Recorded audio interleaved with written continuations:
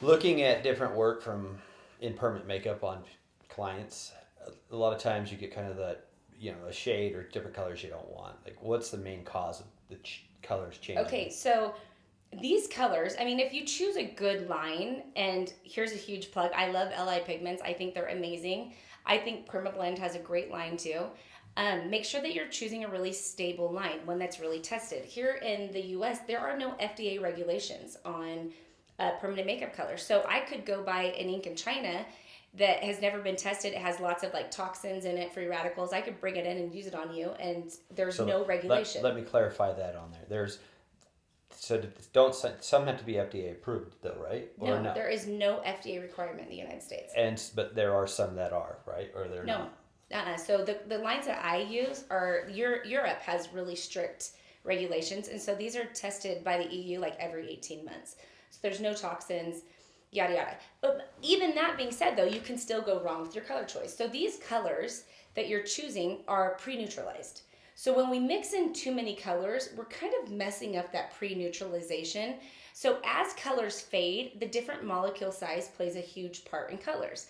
So if I'm mixing colors, let's say I choose a color for you and I choose wrong, okay? That in itself can cause it to age the wrong way if I chose the wrong color.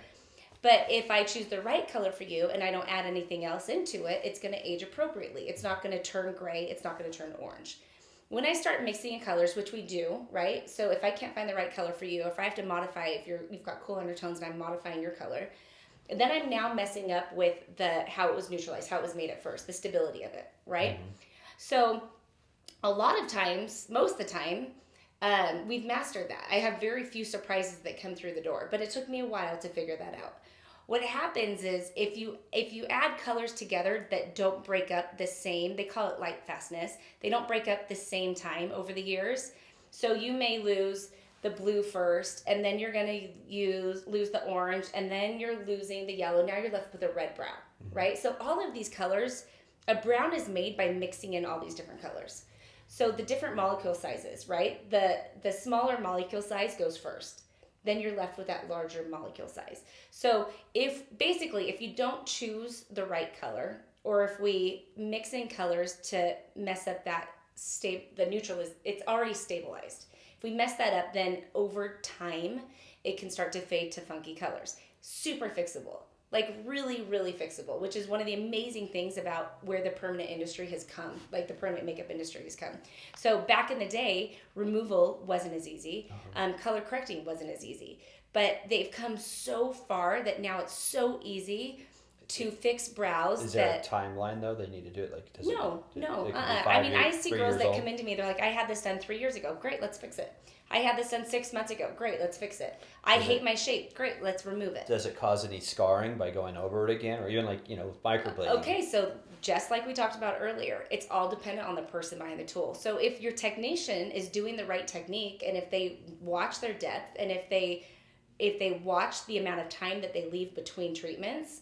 Like that's very important too. Like if I'm doing a removal on someone, I like 12 weeks between treatments. I want them to really heal, right? Mm-hmm. So all of that being said, if it's done correctly, then no. But if it's done poorly, then yes, you totally can cause scarring.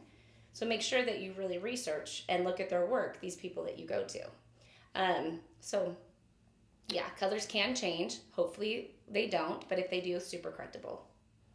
Okay.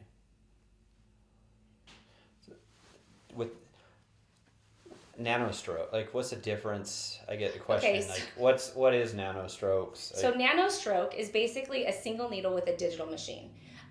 So there's some amazing artists out there that can do a hair stroke brow. Okay, let's just say this. Microblading and nano-stroking accomplish the same look.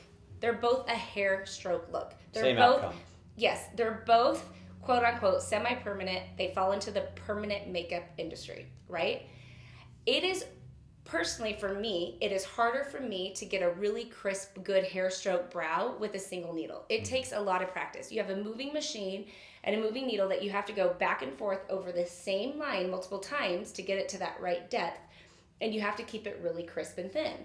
For me, it's easier with my microblade. I just one stroke through, and it stays really crisp, right? Mm-hmm. So nano-stroke and microblading, they're the same outcome, just different techniques. So for somebody to say, oh, nano-stroking it's less invasive, it's better for the skin. That's just BS. It depends on the person behind the tool.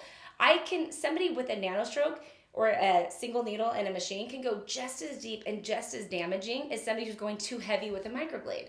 But if you're going at that right depth, both of them are amazing and result in great hair stroke brows. I get, people will call for wanting to learn to get into permanent makeup, and they'll ask me, do you teach the machine method of doing hair strokes and with the hand tool microblading? And we don't. Why don't we do both of them? I kind of know, but I want to hear your answer to that. I personally, I know my strengths and I know my weaknesses. And I could do a hair stroke brow with a single needle. I have to pull it out, and I do it sometimes, but that is not my strength. I could point you in the direction. Mary Richardson is an amazing single needle teacher. It's a very hard technique to learn and to master. Would you think for someone starting out, should they get some experience doing with a hand tool first? I don't find the need to ever okay, so shading and hair stroke are totally different. I don't personally find the need, once you know microblading, to ever have to learn how to do a hair stroke with a single needle machine. There's just no reason for it. With shading, I personally like to shade. I think it's important to learn manually how to shade in case your machine breaks and whatnot. But I personally like to shade with a machine better than I like to shade manually. But I like to hair stroke manually better than I like to hair stroke with a machine. So would those be kind of your favorite tools? It's like, for what's your, with brows, whether you're shading or doing hair strokes, what's your favorite tools? With brows, my favorite tool to use is a hand tool. I don't like to use a machine for my hair strokes, not because one's better than the other, just because it's in my expertise and it's my best outcome is to microblade a hair stroke brow. My favorite tool to use for shading is a machine. Now, that's not because my results are different. They're the exact same. But because my hand gets a little tired, I prefer to use a machine over hand method. Shading, or for machine, is it safe to say a machine is more efficient to do shading? No, they're both efficient. They both can accomplish the exact same thing. You can go too heavy with the machine, but you can go just as heavy with a hand tool while you're shading. You can go too light with a machine, you can go just as light with a hand tool. Do I have more control with one than I do with the other? No. It's for me, it's all about how fast, the most efficient for me, and that for shading, for me it's a machine. For hair stroke, it's the hand tool. For a beginner, what's easier to pick up on? I don't think there is one that's easier. I think there's a learning curve for both. I think it's really important to learn manual shading as well as machine shading, but I don't think it's equally as important to learn manual hair strokes as it is to learn microblading. Okay. So let me restate that. For microblading, or not for microblading, for a hair stroke brow, for me, one technique is sufficient. For shading, I like both techniques. Yeah. How much does art have to play with it? Like, I want to become a microblading artist, but I've got terrible writing. I'm not artistic. Artistic ability, I do think it's you don't have to be an artist, like a Van Gogh, or, I come from an artistic background and I never thought I was an artist. My dad did the Disney posters for Aladdin and Beauty and the Beast, and he was a brilliant, successful artist, and I personally didn't think I had that talent, but my talent came artistically in makeup and in brows, and so I had it. Mine wasn't going and drawing a Disney character. It was more doing it on someone's face. So yes, you have to have some sort of artistic ability, but don't let that be confused with, you don't have to do some amazing portrait, right? You do have to have artistic ability. Eyesight is a really big one. I get some girls that come in and they're like, I just can't see. You can get readers, that's fine, but if you can't see even with those readers on, this is not the job for you. You have to have really good eyesight and a steady hand. I've got some girls that come in and they want to learn and their hand is shaking so horribly. You have to have a steady hand and good eyesight. What's more important, having kind of aesthetic eye for art or hand-eye coordination? I don't think one's more important than the other. I think they're both extremely important. Um, do you have any examples of someone that maybe you thought like, oh man, you could tell they just weren't very artistic, or they had. I mean, I don't want to throw any of my students under the table. We don't have to say the name, but have you had that situation, and have you helped them get over that? Yes, but it's definitely a harder learning curve. But yeah. So what do you do? How do you fix it? We work with it. We seriously work with them over and over and over again, and it's harder on us as the instructors because we go home drained and exhausted, but we don't let go of it. Most people can learn how to draw a brow. It's not that hard, right? Mm-hmm. It just takes a teacher that knows how to instruct you to do it. Okay. And it takes practice, a lot of practice. Don't give up. No. Okay, that is it for our armchair criticism today.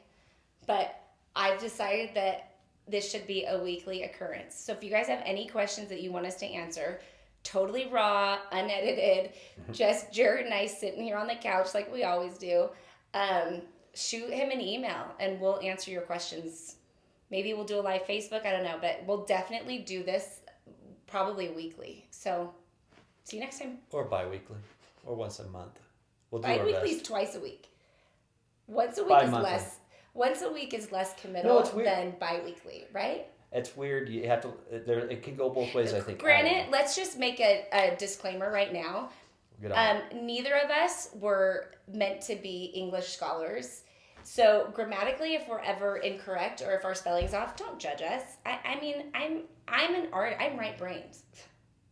My dad always told me that in school. Honey, don't worry if you didn't get an A. You're right-brained. You're not left-brained. I'm like, yes. So now I tell my kids that same thing. Mm-hmm. So don't judge us if we're a little bit off on our grammar or our spelling.